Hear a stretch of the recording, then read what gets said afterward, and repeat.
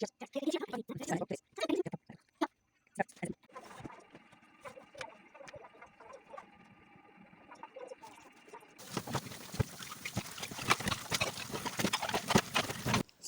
عليكم، شلونكم حبايبي؟ شخباركم؟ ان شاء الله بخير وصحة وعافية. رجعت لكم بهذا الفيديو ان شاء الله يعجبكم. طبعا بعد ما خلصت الريوق بلشت افكر شنو اسوي غدا. اليوم ما عندي دجاج، فمو من الضرورة انه اسوي البرياني يعني بالدجاج، كلش عادي اسويه بدون دجاج وبطريقة كلش حلوة وسهلة والكل يحبها. برياني بدون دجاج عبارة عن بوتيتا مكعبات ناعمة، شعرية وبازاليا وبصل، وهاي هي. ما أحكي لكم وش قد طيب وش قد يحبوه. طبعا هو الأكل مو بالدجاج واللحم، الأكل بالنفس الطيب. إذا تطبخين الأكل بنفس طيب من أبسط الأكلات راح تعطيك طعم كلش طيب والكل يحبها وياكلها. أنا هاي الأكلة دائما أسويها، يعني مو يعني بالضرورة إنه واحد عنده لازم لحم يقوم يطبخ، لازم دجاج يقوم يطبخ، لا مو بالضرورة. من شغلات بسيطة احنا نقدر نسوينا فد قدر معدل للغدا. أهم شي أكلة يحبوها حتى ما تبقى. المهم حبايبي، هنا حمست البصل نص حمسة وأضيف الشعرية وهم أحمسها وأضيف لها قليل من الماي. أرحب بمتابعيني الجدد، أقول لهم كل الهلا بيكم بقناتي. أتمنى من اللي يشوف قناتي بالصدفة ويعجبه المحتوى يضغط على الاشتراك ويفعل الميزة على الكل حتى يوصل له إشعار من أنشر فيديو. أكون ممنونة من عندكم، كل الهلا بيكم وين ما تكونون. هنا الحشوة مال البرياني هي بوتيتا مكعبات مثل ما تشوفون، شعرية، بازاليا، بصل واللوز والهيل. أني بالطبخ كلش أحب الهيل، يعطي الأكل طعم كلش طيب. وهاي هي وانا طابخة التمن واخلطهم خلطة زينة. ها واهم شي البهارات الهندية اللي بيها حرورة، طبعا تعطي شكل لكم طعم كلش طيب للبرياني. وهاي البهارات الهندية بنات 20 نوع بهارات مخبوطة، يعني 20 نوع بهارات، فكلش طيبة.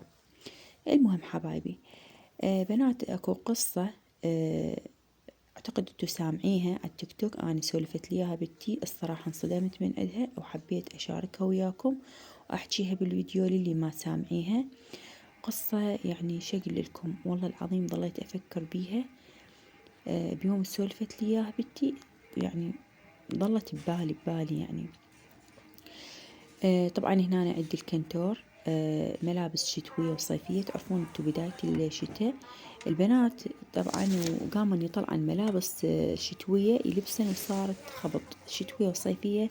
فقلت لازم أرتبهن، يعني أرجع كل من المكانة وأرتب الكنتور وأخلي الكنتور ملابس شتوية بس، والصيفية أصعدهن بالخانة الفوق. هنا أنا صفطتهن وراح أرتبهن وياكم. بنات القصة بنية عمرها 9 سنوات، طبعا أهلها ويعني هم القرايب كلهم جايين للنجف يزورون مقابر أمواتهم. ف يعني هم مو سيارة واحدة، أكثر من سيارة، يعني القرايب كلهم. فبنات هاي البنية عمرها 9 سنوات تعبانة ونعسانة، ونامت على يعني واحد من القبور نامت. فمن نامت أهلها يعني زاروا موتاهم وراحوا للكوفة يردون يزورون.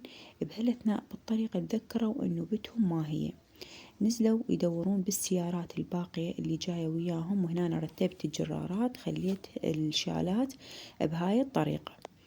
طبعا أرتب حتى مثلا من نريد ناخذ شال معين نسحبه سحب أو ناخذه أرتب. المهم حبايبي، هنا أنا طبعا نقعت الماعين بالقاصر، لأن صار لي هواي ما غاسلة الماعين بالقاصر حتى يطلع لهن شكل تاني. أحب غسل الماعين بالقاصر، وأكيد لازم ألبس جفوف وأغسلهن. نكمل قصتنا. طبعا هنا قلت لكم فقدوا بيتهم، إنه هي ما موجودة بالسيارة. نزلوا يدورون بالسيارات الباقية، هم نفس الشي ماكو. اتذكروا إنه بيتهم يعني بقت نايمة على المقبرة. فراحوا لبتهم بشقللكم، يعني لقوها إنسانة ثانية مو بتهم، نفس الملابس بس بغير هيئة، يعني هيئة شخص ثاني. البنية صايرة عجوز، يعني عجوز شقللكم 100 سنة، يعني كبرانة من 9 سنوات إلى 100 سنة. الشعر أبيض، الحواجب الرموش بيض، الوجه كله تجاعيد. سألوها قالوا لها انتي يعني انتي منو؟ رادوا يتأكدون. قالت لهم هي أنا بنتكم فلانة، بس أني اتغيرت يعني من هذا عمر 9 سنوات إلى صرت بهذا الشكل وهاي الهيئة. شفت يعني أهالي القبور يعني صاحب هذا القبر يتعذب بهاي الطريقة، صاحب هذا القبر يتعذب بطريقة ثانية. يعني شفت نار جهنم بعيني. بنات بوقت يعني تقريبا ساعات قليلة البنية صار عمرها 100 سنة، شيبت وتحولت إلى عجوز. يعني من شافت الأموات يتعذبون بهاي الطريقة، يعني شافت نار جهنم. فلهذا كبرت من شافت الناس تتعذب، كبرت 100 سنة، تحولت من طفلة إلى مرة عمرها 100 سنة. لهنا أخذوها أهلها، قالوا لازم ناخذها نعرضها على شيخ، على يقرأن عليها يشوف شنو بيها. راحوا للشيخ سولفوا له، ما صدق السالفة، ما اقتنع. آخر شي أخذوها للمستشفى. طبعا من أخذوها للمستشفى بعدهم ما واصلين للمستشفى بنات، الطفلة يعني توقفت أعضائها، ماتت الطفلة. فمن سولفت لبنت القصة الصراحة انصدمت، يعني حسيتها صدق من الواقع. وقلت خلي أسولفها بالفيديو، يعني أشاركها للبنات. والله بيوم سولفت لي إياها يعني بقيت بس أفكر يعني تخيلت البنية شلون نايمة على القبور، شلون شافت نار جهنم.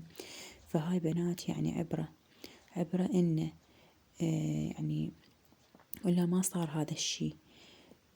الله يجيرنا من نار جهنم يا رب العالمين. أكيد ماكو واحد ما عنده ذنوب بهاي الدنيا، فلهذا هاي تصير هاي القصص حتى نتعظ من عدها، ناخذ من عدها عبرة. الحمد لله والشكر على كل حال. البنية طبعا توفت، إنا لله وإنا إليه راجعون. الله يساعد أهلها، يعني صدمة الصراحة، صدمة، الله يساعدهم. المهم حبايب نرجع لروتيننا، ولو شوية بجوز طشتوا تأثرتوا بس ما يخالف. مرات واحد يسمع بالشي ويحب يشاركه للآخرين حتى يستفادون من عده. وإحنا عايشين بهاي الدنيا نريد هذا ونريد ذاك، وعيوننا حشاكم يعني شقل لكم ما تنملي، ما يمليها شي. هنا أنا طبعا كملت الماعين والحمد لله والشكر من خلصتهن، وصار اني لمع اللمع من القاصر. وهنا أنا لازم ألبس شفوف من أغسل بالقاصر، والماي طبعا مكاسر، ماي حار وبارد تعرفون انتو بالشتاء. وهنا هاي الفقرة أحبها، إذا ألبس جفوف وأغسل الماعين بماي مكاسر يصير لكل الواهس.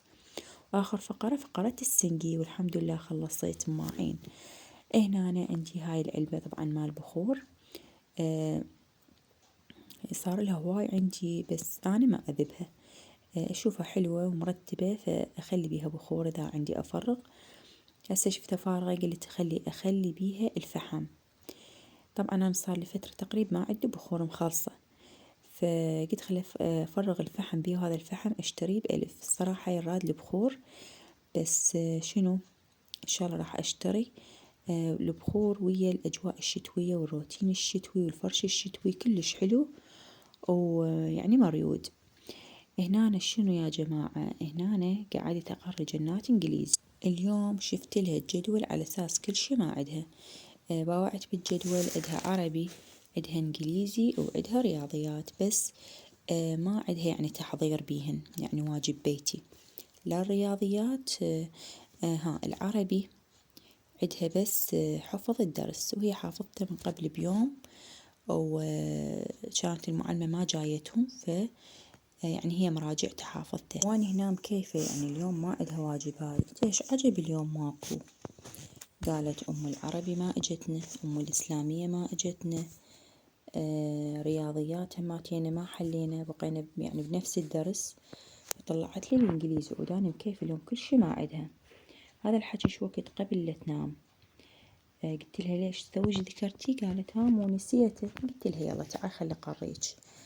طبعا أني زينة يعني بالإنجليزي أقرأ، بس يعني مو قوية، أتهجى الكلمة بس شنو أفيدها إنه كان بصف أول وثاني، وهسه بالثالث يعني زينة أتهجى وأقرأ الكلمة، بس ما أقول لكم يعني أحفظ الإنجليزي ماي لو أفسر المعاني لو شي، أهم شي أقرأ إنجليش.